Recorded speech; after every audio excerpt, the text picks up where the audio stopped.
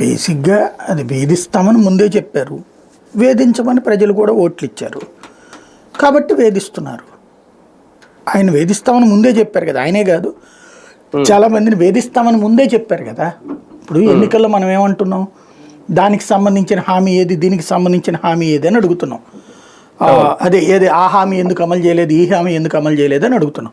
ఇప్పుడు అట్లాంటిదే ఇది కూడా, ఇక్కడ హామీ అమలు చేయడం అనేటటువంటిది కాదు కదా, ఏకంగా పోసాని ఇది ఒక హామీ అమలు చేస్తున్నారు వాళ్ళు, దాని కాదని దానికి ఏం లేదు కదా. కృష్ణమూర్తికి సంబంధించినంత వరకు చాలా క్లియర్గా ఉన్నటువంటి పాయింట్ ఒకటి, ఈవెన్ మీరు అబ్జర్వ్ చేస్తే వైఎస్ఆర్ కాంగ్రెస్ పార్టీ సంబంధించిన ఇతర నాయకులు కార్యకర్తలతో ఏదన్నా జరిగినప్పుడు కనీసం ఆ ఏరియాకి సంబంధించిన కొంతమంది వెళ్తున్నారు, హడావిడి చేస్తున్నారు. పోసానిధికి సపోర్టింగ్గా అక్కడ ఎవరైనా నినాదం చేయడానికి వస్తున్నారా, లేదా పోసానికి సపోర్ట్గా అక్కడ ఎవరన్నా మాట్లాడుతున్నారా? అదేం భయంతో కాదు, విరక్తితో.